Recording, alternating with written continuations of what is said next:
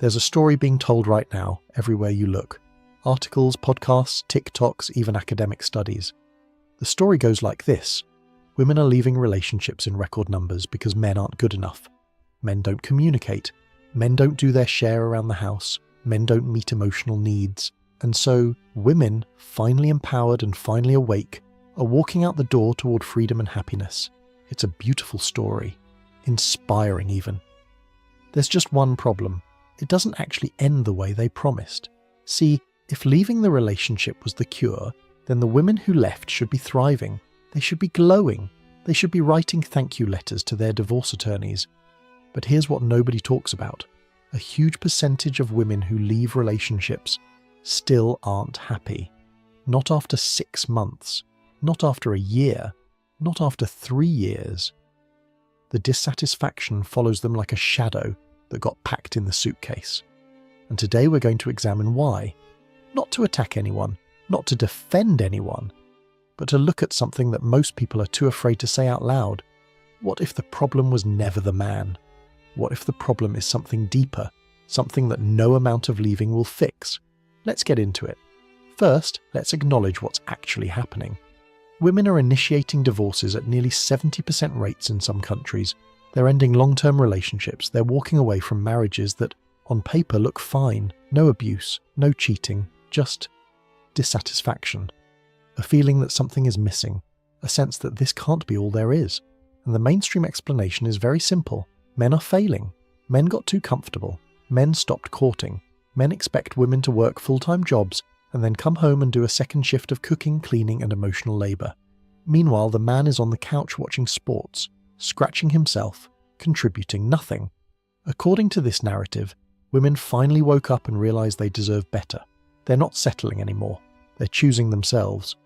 Okay, I've heard this explanation 1,000 times, and look, there's some truth in it. Some men absolutely do get lazy. Some men do stop trying. Some relationships do become unbalanced. I'm not here to deny that. But here's where I start asking uncomfortable questions. If men are the problem, and women leave men, then the problem should be solved, right? Basic logic. You have a headache, you take aspirin, headache goes away, you're in an unsatisfying relationship with a lazy man. You leave the lazy man. Satisfaction should arrive, but that's not what we're seeing. What we're seeing is women leaving relationships and then reporting dissatisfaction in their careers, in their friendships, in their mental health, in their family dynamics, in basically every area of life. And at that point, you have to stop and ask, is it possible the diagnosis was wrong? Let me give you an analogy. Imagine a child is acting out in school. The teacher says he has ADHD. He can't focus. He's disruptive. He needs medication. Makes sense, right? But then you find out this same kid acts perfectly fine at home. He focuses on video games for 6 hours straight. He's calm with his grandparents. He reads books without a problem. Suddenly, the diagnosis looks shaky. Because if the problem was truly ADHD, it would show up everywhere. Not just in one classroom with one teacher. Same logic applies here. If women's dissatisfaction was caused specifically by men in relationships, then that dissatisfaction should be concentrated in relationships. But it's not. Women report lower satisfaction than men in their careers. Women report lower satisfaction than men in workplace dynamics. Women have significantly higher rates of anxiety, higher rates of depression, higher rates of medication use for mental health issues. They report more stress, more overwhelm, more burnout. Now, some people will say that's because women are more oppressed in every area of life. The workplace is sexist. The healthcare system ignores women. Society puts impossible demands on them. And sure, some of that's true. But here's a data point that breaks the narrative wide open. Studies have found that in many workplace contexts, women actually report lower satisfaction when working under female leadership compared to male leadership. Wait, what?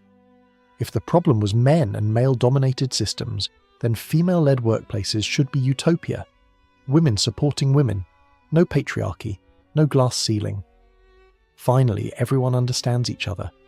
But that's not what the data shows. The data shows that the dissatisfaction persists regardless of who's in charge. Which tells us something important.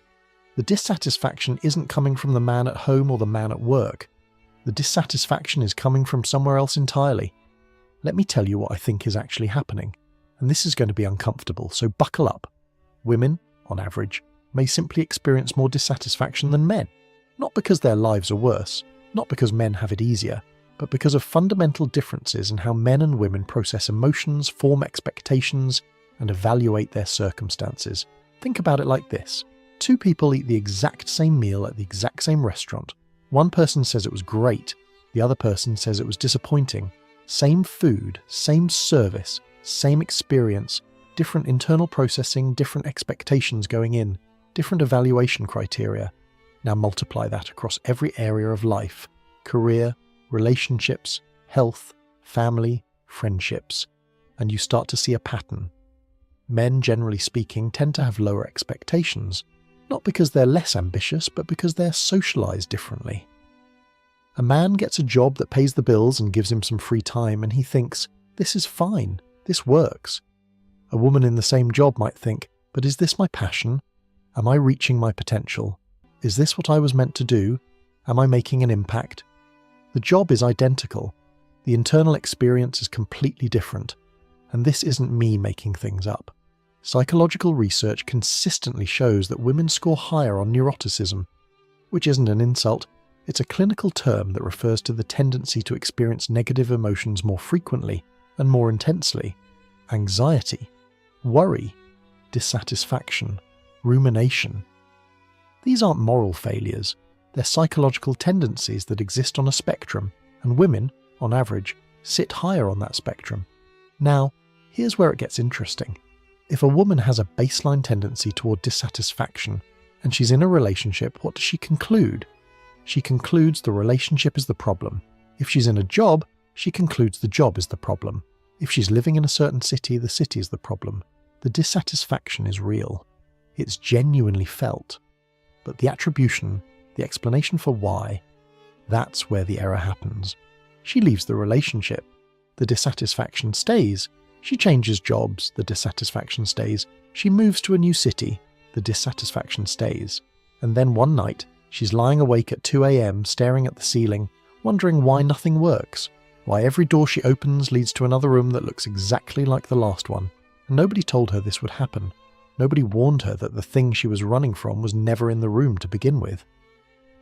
It was in the suitcase she packed. Let me tell you about expectations, because this is where the knife really twists. Women today are raised with a very specific set of promises. You can have it all. You can have the career and the family. You can be independent and supported. You can find a partner who is your best friend, your therapist, your protector, your equal, your cheerleader, and your intellectual match. He should make you laugh, make you feel safe, challenge you to grow, give you space, be emotionally available, financially stable, physically attractive, and spiritually aligned. That's not a partner. That's a fictional character. That's a Build-A-Bear workshop fantasy assembled from rom-coms and Instagram relationship coaches. No human being, male or female, can consistently deliver on that list. But women are taught that if the man doesn't check every box, she's settling. And settling is the greatest sin of modern womanhood. Settling means you've given up. Settling means you've betrayed yourself. So she leaves. Not because he was bad, but because he wasn't perfect. And then she enters the dating market looking for someone who checks all the boxes. And you know what she finds? More imperfect humans. Except now they're strangers, with their own baggage, their own quirks, their own inability to be everything at once. The guy who's emotionally available is broke. The guy who's financially stable is emotionally distant. The guy who makes her laugh doesn't want kids. The guy who wants kids isn't attractive. It's a carnival of compromises, except now she doesn't have 10 years of shared history to help her tolerate them. Meanwhile, men are socialized with different expectations. A man is taught, find someone you can tolerate, build something together, and don't complain. That's it. The bar isn't, she must fulfill my every emotional need. The bar is, we don't hate each other and we can function. It's a lower bar. And paradoxically, a lower bar often leads to higher satisfaction. Because satisfaction is just reality minus expectations. If your expectations are modest, reality can easily exceed them. If your expectations are astronomical, reality will always fall short. Here's something that really challenges the narrative. Lesbian relationships, 2 women, no men involved. According to the mainstream explanation, this should be relationship utopia. No toxic masculinity, no emotional labor imbalance with a clueless guy. Just 2 women who understand each other deeply. So what do we see? Lesbian couples have the highest divorce rates of any relationship type, higher than heterosexual couples, significantly higher than gay male couples. Wait, if men are the problem, how does this make sense? 2 women, no men, highest divorce rate. 2 men, no women, lowest divorce rate. The data is screaming something at us, and most people are covering their ears because they don't want to hear it. The presence of women in a relationship correlates with higher rates of dissolution, not because women are bad, but because women may, on average, experience dissatisfaction more acutely, report it more readily, and act on it more decisively. Gay male couples, by contrast, have the lowest divorce rates. 2 people with lower baseline expectations, higher tolerance thresholds, and less tendency to interpret imperfection as betrayal. They don't need the relationship to be a spiritual experience every Tuesday. They need it to work, and it works because they let it work. Now, I'm not saying men are superior. I'm not saying women are broken. I'm saying there's a mismatch between how we talk about relationship dissatisfaction and what's actually causing it. We keep handing women a narrative that says, oh, if you're unhappy, he's the problem. Leave and find happiness elsewhere. And women follow that advice. They leave, and they don't find happiness elsewhere. They find the same dissatisfaction wearing a different outfit. Let me tell you what this looks like in real life. I've talked to countless men who went through divorces, and here's the pattern. She says she's unhappy. He asks what's wrong. She can't quite articulate it. She just feels like something is missing. He tries to change. He does more around the house. He plans dates. He reads books on communication. He goes to therapy. Nothing works, because he's trying to fix a problem that doesn't live where she says it lives. It's like she's telling him the roof is leaking, and he keeps patching the roof, but the water is actually coming from a broken pipe in the basement. He can patch that roof forever. The house will still flood, because the diagnosis was wrong from the beginning. The dissatisfaction isn't about him. It's about a gap between her expectations of what life should feel like and what life actually feels like. And no man, no matter how perfect, can close that gap. Because the gap is internal. Here's the painful part. After she leaves, reality hits. The first year might feel like freedom. No compromises, no negotiations. She can eat what she wants, sleep when she wants, live how she wants. But then the freedom starts to feel like emptiness. The silence that once felt peaceful starts to feel oppressive. The independence that once felt empowering starts to feel like isolation. And slowly, she realizes that the relationship wasn't the cage. The relationship was the furniture. And now she's standing in an empty room wondering why it doesn't feel like home. She starts dating again. And remember, her expectations haven't changed. She still wants the guy who checks every box. But now she's older. She might have kids. Her market position has shifted. The guys who check the most boxes, they're chasing younger women without baggage. The guys who are available, they're available for a reason. She's swimming in a smaller pond with bigger requirements. The math doesn't math. And then one night, maybe it's a Tuesday, maybe it's a Saturday, she's sitting alone, scrolling through her phone, and she sees a photo of her ex. He's with someone new. He looks happy. And something twists in her chest. Because it suddenly occurs to her that he wasn't the problem. He was just a man doing his best, and she left because his best didn't look like the fantasy. And now someone else is enjoying what she threw away. This is the moment that breaks a woman. Not the divorce, not the dating failures, this moment. When she realizes she made a trade, she traded something real for something imagined, and the imagined thing never showed up, and the real thing moved on, and she's standing in the middle of her freedom and it tastes like ash. Now let me address something before the comments explode. I am not saying women should stay in bad relationships. I am not saying women shouldn't have standards. I am not saying women should just lower their expectations and accept mistreatment. If a relationship is abusive, leave. If a relationship is genuinely destructive, leave. If you've done everything possible and it's still toxic, leave. But that's not what we're talking about. We're talking about women leaving decent relationships. Not abusive, not toxic, just imperfect. Because they believe something better is waiting. And for most of them, something better is not waiting. What's waiting is the same dissatisfaction they already had, minus the partner who used to help carry the weight. Here's what I want you to understand. Society has done something cruel to women. It's told them that happiness is their birthright. that they should feel fulfilled, passionate, excited, and content at all times, that any negative emotion is a signal that something is wrong and must be fixed. That discomfort is the universe telling them to leave, to change, to seek something else. And so women spend their lives chasing a feeling that was never meant to be permanent. Men get a different message. Men are told that life is hard, relationships are work, and your job is to endure and provide.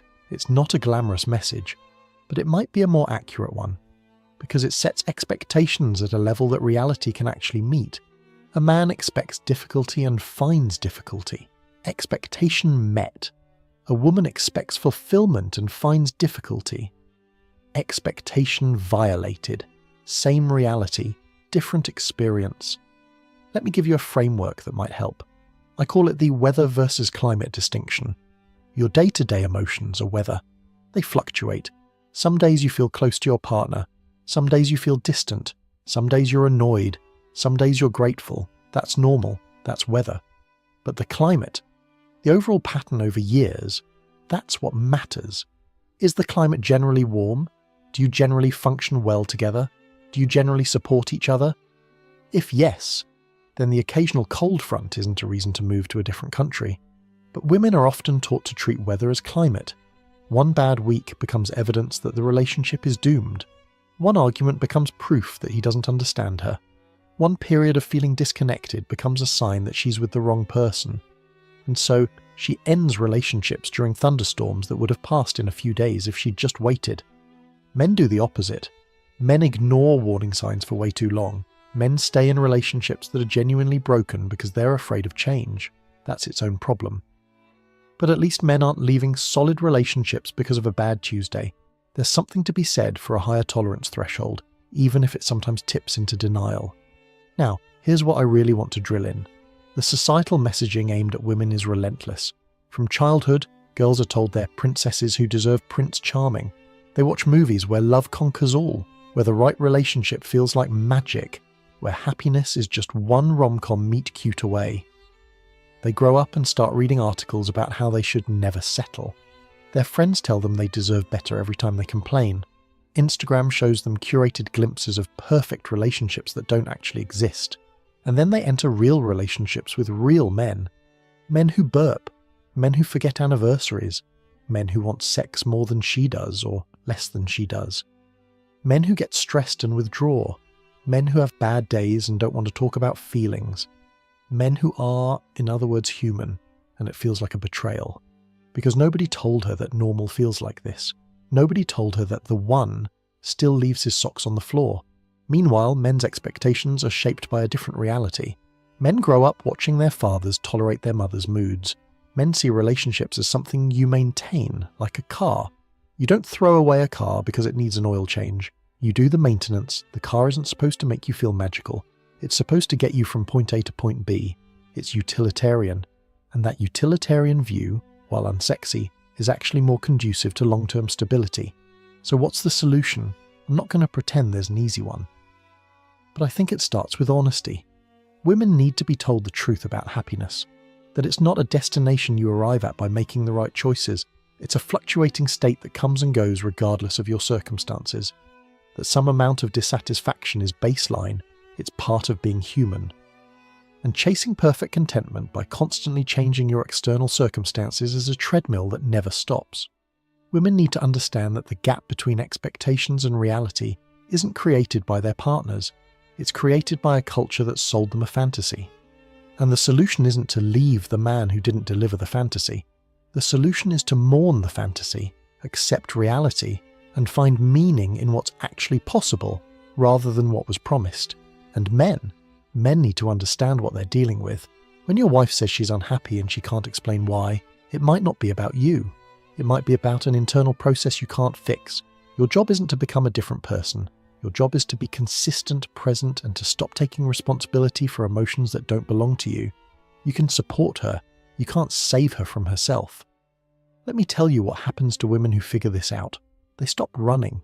They realize that every relationship will have problems. Every job will have frustrations. Every city will have things they hate.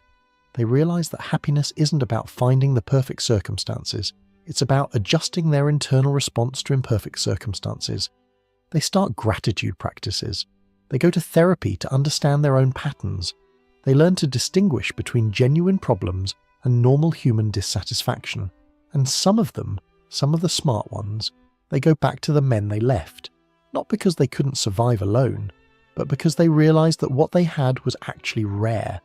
A man who showed up, a man who tried, a man who, despite all his flaws, was genuinely committed.